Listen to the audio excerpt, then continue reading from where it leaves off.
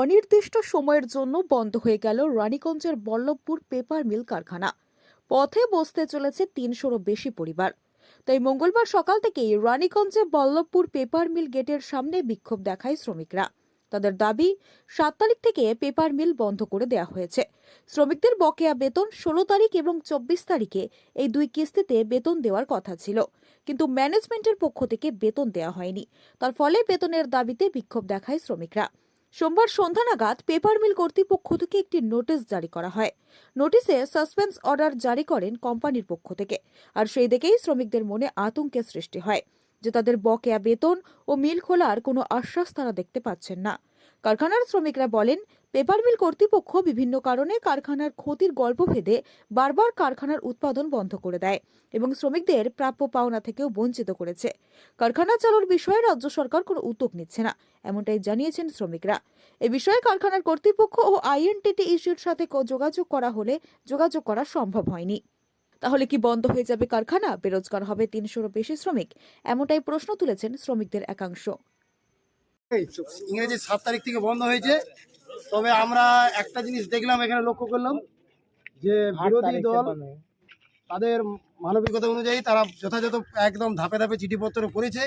তবে আমি এটা লক্ষ্য করলাম যে শাসক দলের ভূমিকায় কিন্তু কোনো রকমের এখনো পর্যন্ত গেট ছাড়া এখনো কোনো রকমের একটা বিবৃতি পেলাম নাই যে মিলটা কবে খুলবে না খুলবে। বিরোধী পক্ষ বরং যে ১ থেকে শুরু করে ৫ পর্যন্ত যতদূর করার বল্লভপুর পুলিশ ফাঁড়ি, রানীগঞ্জ প্রশাসন এবং লেবার কমিশনারকে সেই সব জায়গাগুলো মোটামুটি ওরা চিঠিপত্র করছে, ধাপে ধাপে এগোচ্ছে। বর্তমানে এরা আরও পদক্ষেপ নেবে, কিন্তু সেটা হচ্ছে আরও ন্যাশনাল হাইওয়ে অবরোধ করে যেতে পারে, সেটার জন্য প্রস্তুতি আছে। কিন্তু শাসক দলের কোনো রকমের সাড়ম্বরভাবে যে গেটকে জানানো হলো, শ্রমিকদেরকে জানানো হলো যে এই করা যাবে, আমরা এই মিল এই জায়গায় আছে, এখন এই পরবর্তীকালে এই হতে পারে, এতদিন হতে পারে, পারমানেন্ট ওয়ার্কার এইভাবে পাবে, কোনো রকমের আমরা ৩০ দিন পেরিয়ে গেল কোনো রকমের সাড়া পাইনি।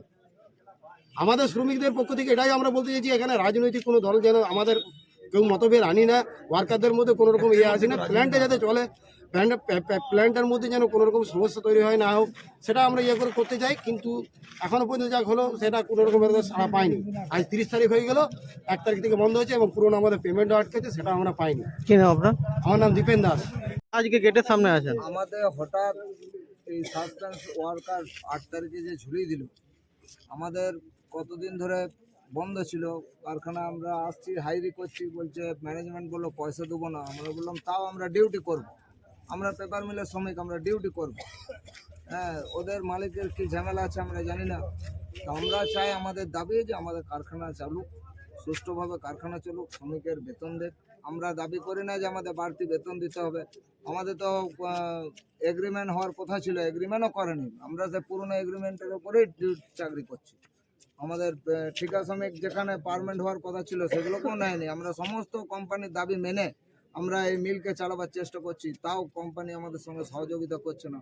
এর জন্য আমরা প্রশাসনকে অনুরোধ করছি আমাদের পুরনো বেতনটা দেওয়া হোক। অথচ আমরা কদিন খেয়ে বাঁচি, আপনি আবার পয়সা করে জোগাড় করে মিল চালান। আমরা আপনার যত রকমের সহযোগিতা দরকার আমরা করব। আপনারা ম্যানেজমেন্টকে জানিয়েছে? ম্যানেজমেন্ট সবই জানে। ম্যানেজমেন্ট কি জানে না? আজকে এতদিন ধরে যাচ্ছি আসছি আমরা, ম্যানেজমেন্ট জানে না? ম্যানেজমেন্ট সবই জানে।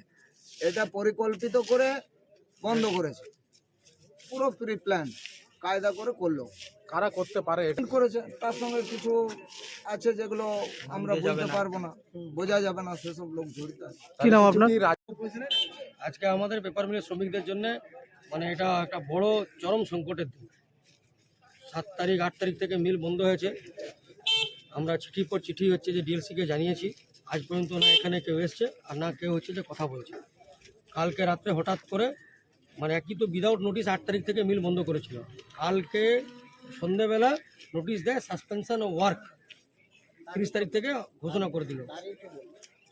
১ মাস পেমেন্ট পাইনি আর ১ মাস ধরে বসে আছি। গত মানে ৩০ তারিখ থেকে সকাল ৬টা থেকে সাসপেনশন ওয়ার্ক হলো। ১ মাস এমনি বসলাম, আবার কাল থেকে সাসপেনশন ওয়ার্ক। এখন ১ মাসের পেমেন্ট পেলাম না, ১ মাস ধরে বসে আছি, কি খুলবে জানি না। আজকে সেই জন্য আমরা শ্রমিকরা, পেপার মিলের শ্রমিকরা আমরা কারখানা গেটে জড়ো হয়েছিলাম। সবাই আমরা পেপার মিলের শ্রমিকরা জড়ো হয়েছিলাম। আমরা প্রশাসনকে একদম হুঁশিয়ারি দিচ্ছি যে ইমিডিয়েটলি আমাদের পেমেন্টটা দেওয়া হোক। কালকে যদি আমরা, এখন তো রাস্তায় তো আপনারা বসিয়েছেন, আর কালকে যদি আমরা জাতীয় সড়কে বসে যাই তখন আপনারা বলবেন কি আমরা নিয়ম ভঙ্গ করলাম। আমরা আইন হাতে নিতে চাই না, আমরা চাই না যে প্রশাসন ডিস্টার্ব হোক। এখন মাধ্যমিক পরীক্ষা শুরু হয়েছে, এটা একটা অন্যরকম, আমরা চাই না যে আমাদের ঘরের বাচ্চা ছেলেদের কষ্ট হোক। কিন্তু শুনুন, যদি পেমেন্ট না পায় তাহলে আমরা সরকারের কাছে প্রশ্ন করছি, রাজ্য সরকারের কাছে, তাহলে কি রাস্তা আপনারা বলে দিন। পশ্চিম বর্ধমান থেকে মিঠুন মণ্ডলের রিপোর্ট, টিভি 20 বাংলা।